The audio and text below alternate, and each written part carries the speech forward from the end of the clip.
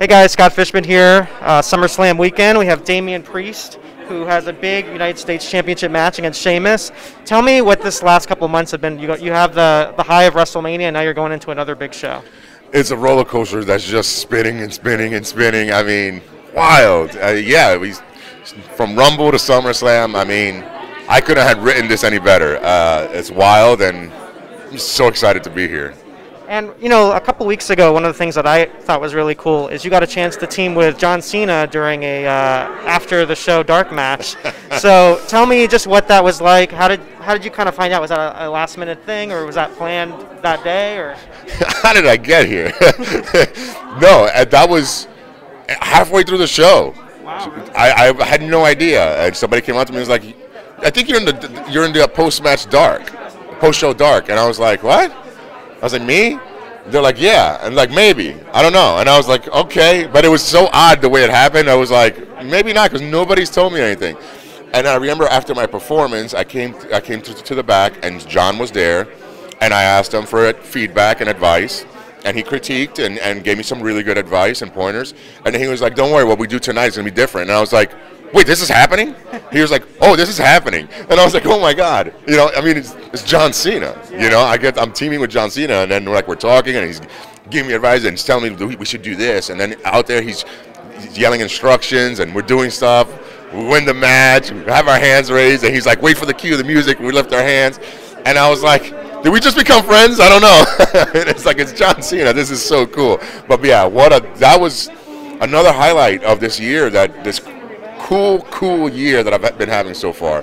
That is 100% a highlight. Well, you mentioned some advice. Was there one really good pearl of wisdom that he did pass on to you that you really have took to heart?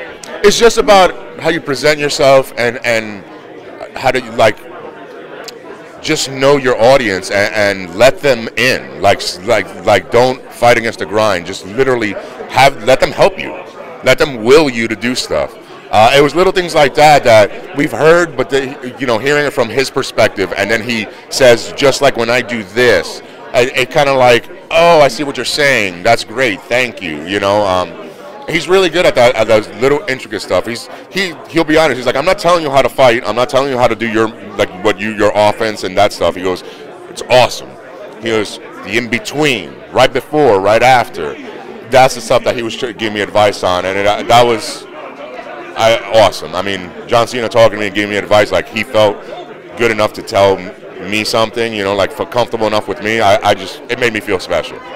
And, you're coming off of WrestleMania where you had that really mainstream exposure with Bad Bunny, and now you've kind of transitioned to kind of being your own individual right now. So talk about kind of making that transition and kind of earning those new fans and actually keeping them, building on that success. It's especially now because we're in front of live crowds. Every time I get a reaction, it's special because I never expect anything. I don't know if I've earned it or deserve it or what, but every time I hear the reactions, I mean, you see it in my face. I'm jumping up and down. I'm excited. So to go from that mainstream exposure that I had at WrestleMania, because of that, I felt like that was based on Bad Bunny, not me. Now I feel like it's on me because I'm by myself. It's kind of cool to see that people are still reacting to me and appreciating me, because I appreciate the hell out of everybody. So it's good to have that back. It makes me feel really special again, like in a different type of special. I'm just grateful.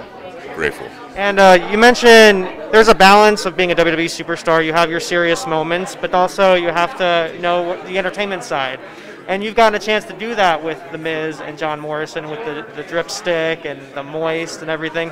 So tell me, it seems like you really have gotten into the fun with that as well and kind of been able to show a different side of your character. So tell me what that's been like. Yeah, don't get me wrong, and I think there's a misconception now. People see me laugh all the time. It's almost like, don't forget, I love to fight, and I'll bang it out with anybody. But I love having a good time, and now for the first time, I feel like I'm really full-fledged being allowed to do that, or I feel comfortable enough to do it.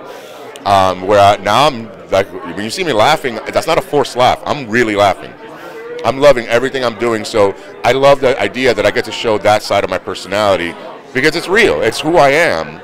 That's a different side of me. So it's kind of cool that people can see that and I don't feed off of it, if anything. Yeah. And we talked a little bit about SummerSlam at the beginning, Sheamus as an opponent for you, someone who's known to be very physical in the ring. So tell me what your approach is to a match sort of this, and knowing that there's going to be a packed stadium, something that you haven't been experienced yet before. You saw WrestleMania, where we were kind of still under capacity, but now this is a full crowd. Yeah, we're back to full capacity. So, number one, I'm nervous as hell. But no, with Sheamus, so I like to think of myself as a hybrid. Like I've purposely studied and trained in different forms for our business and other combat style sports for the sake of being able to adapt.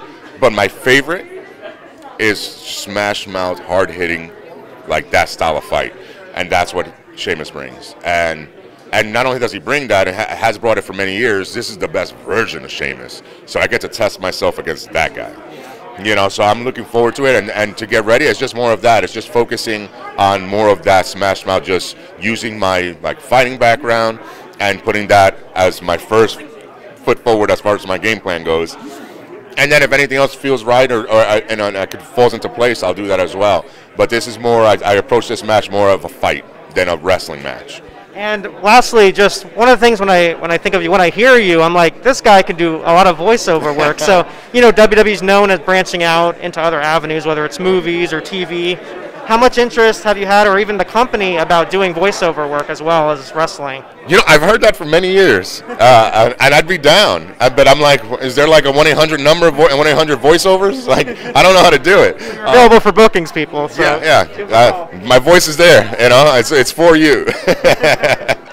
I'd be down. Awesome. All right. Well, thank you so much, Damian. Congrats on the success. Pleasure. I appreciate the time.